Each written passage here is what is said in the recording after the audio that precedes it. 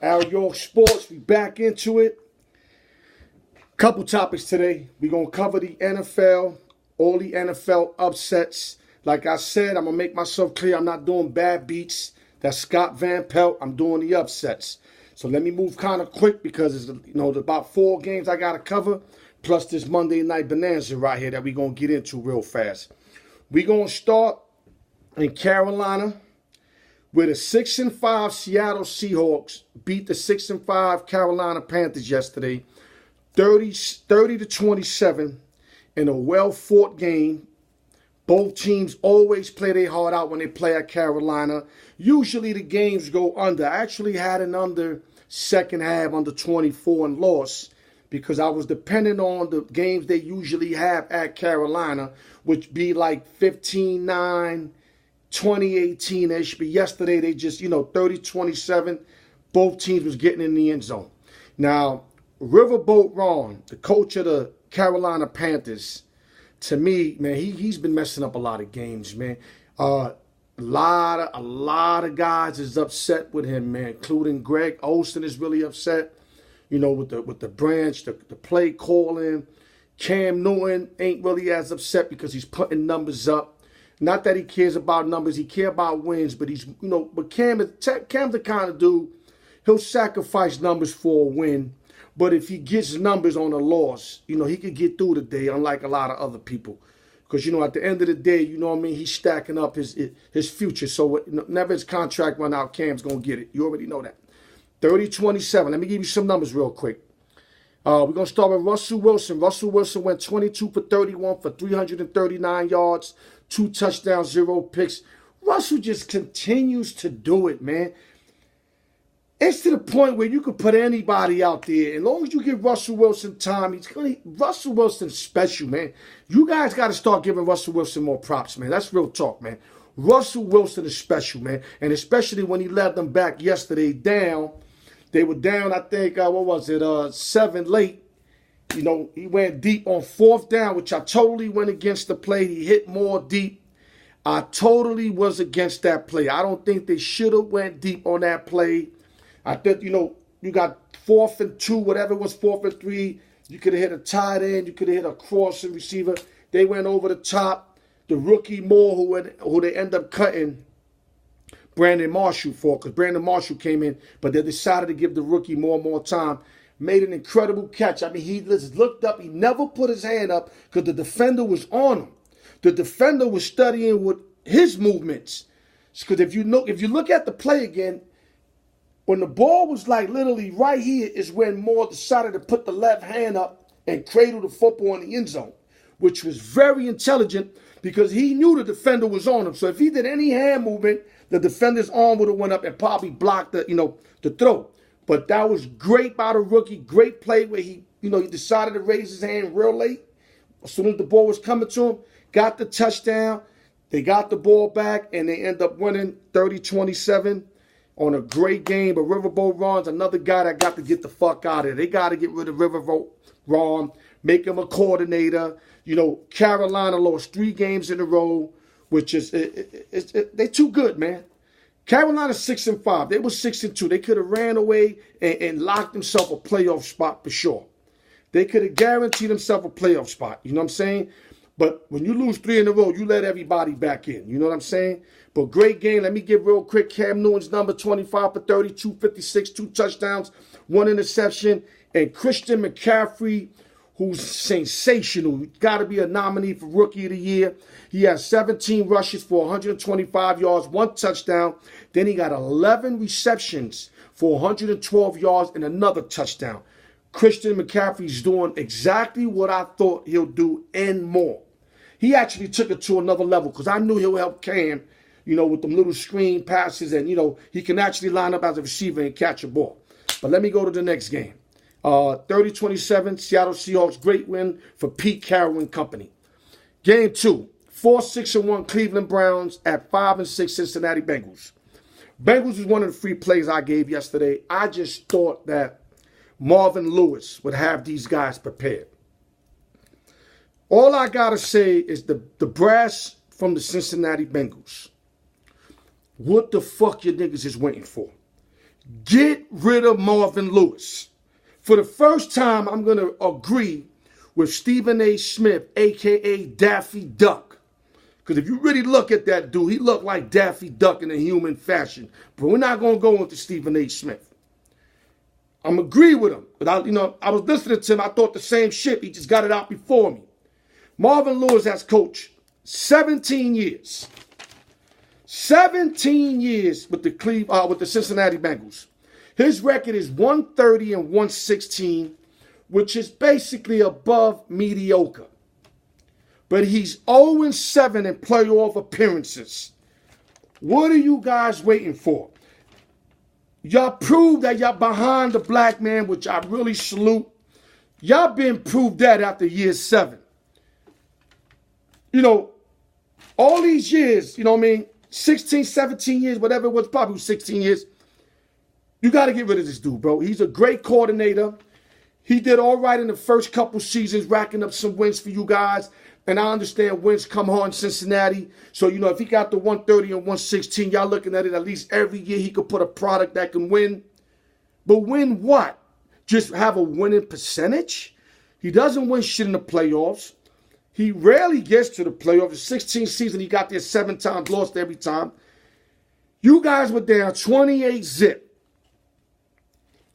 How do you down 28-0 when you already lost 4 out of 5 games prior to this game? Y'all own the Cleveland Browns. That's why I took y'all. Because y'all own them. And I thought A.J. Green was playing. He wasn't playing, but that's no excuse.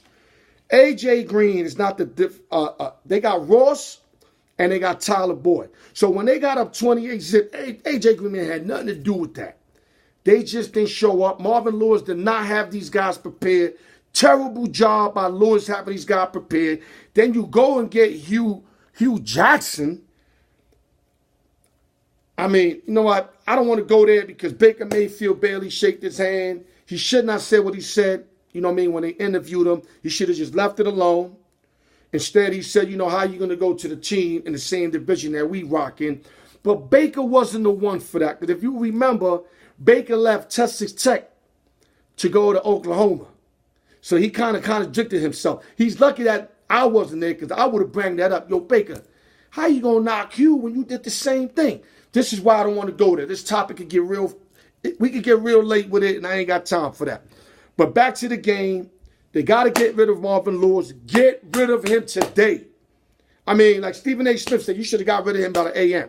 in the morning. I mean, worst case scenario, you have Hugh Jackson finish the season. But you got to get rid of Marvin Lewis. There's no excuse for not having these guys prepared against a team you owned. They beat them 35-20, and they were up 35-7. Come on, bro. Ain't no room for that. Y'all were in playoff contention before that, and now y'all basically got to win out because y'all 5-6.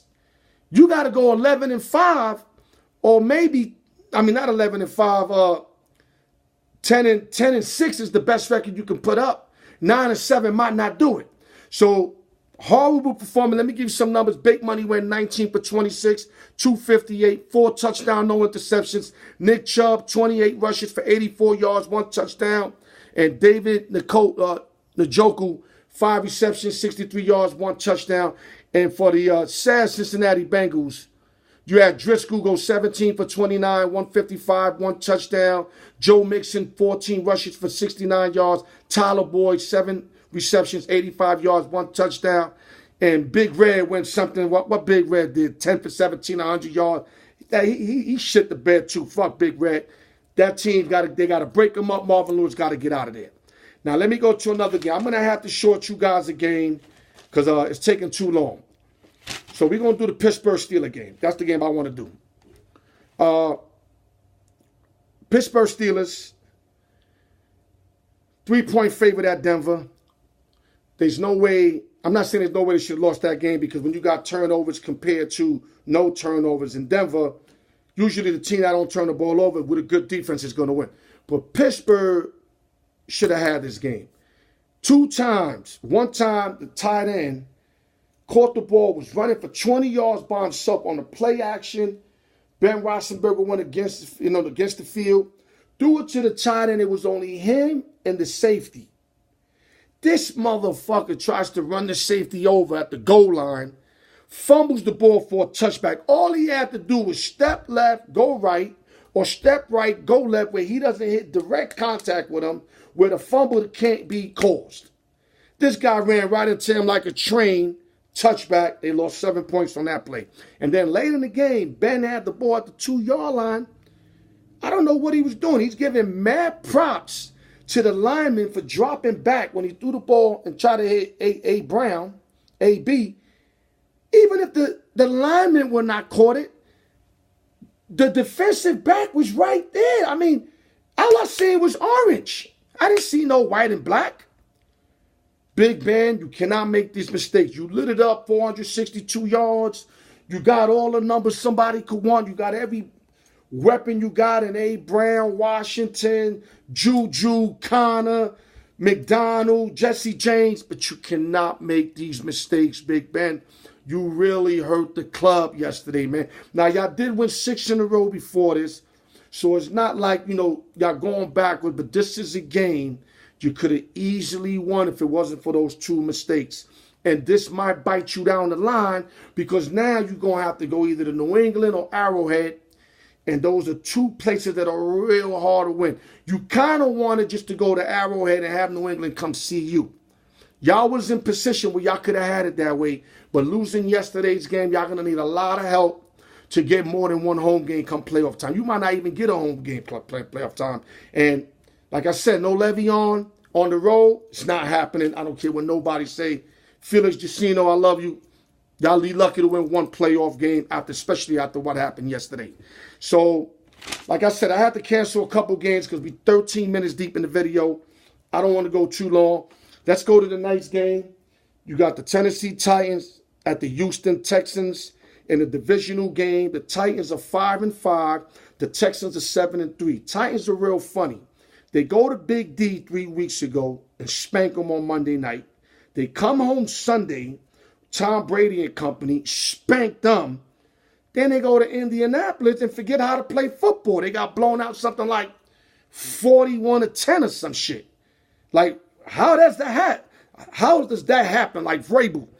Like, you know what? He is a rookie coach. Maybe he didn't know how to get him up. Maybe they were so happy he couldn't bring him down to earth. But I got a feeling they're going to show up tonight. And then you got the Houston Texans, 7-3, rolled off 7 straight wins. And the Texans are playing from Clowney, Merciless. You know what I'm saying? You got my big boy, J.J. Watts, who's a fucking animal. And then on offense, you got Hopkins, Demaryius Thomas. You got Blue running the rock and Deshaun Watson. Yo, this team got the weapons. They got the peoples. The only thing is, can they get it rolling when they need to get it rolling? This 7-game winning streak is wonderful, but I'm pretty sure Coach O'Brien would have preferred this down the line of the year, like later down the year where they could have ran that hotness into the playoffs because they definitely going to cool off. They started their winning streak too early. And the line tonight is -4 Texans. The totals is 42. Now, if I had a gun in my head, I can only come up with a teaser. I don't like the game. I don't like the line, nothing. But if I was doing a 2-team 7-point teaser, gun in my head, because I'm going to do it because it's gun in my head. I'm not playing this myself. Gun in my head. I would take the Tennessee Titans from 4 to 11, plus 11. I think they're going to show up tonight. Mariota playing, they're going to show up tonight. And take the over 35 because it's 42. You bring it down to 35, you take the over. So I like the Titans and the over on the 2-team 7-point teaser. All right? So I can't be too long, man. Right now I got blocked for like 15 minutes. You know what I mean? Salute to the East Coast, West Coast, Vegas strong, LES to the death, the pickup show, everybody that's supporting. Thank y'all for tuning in. You know I got that butter for y'all, man. I'm going to continue to give y'all the hot sauce. Ain't no other way for me to throw it out there, bro. And if anybody want to, feel the need to come do it, come on, man. I salute y'all niggas. Let's do it. Let's go on the table, round table. Let's put stacks up, whatever it takes, man. I feel like that, and I mean my shit. So if you feel the need to come see a nigga, come see a nigga. Alyork Sports. Salute the Daffy Duck. I finally agree with Alyork Sports. Let me let it go, man. Why not?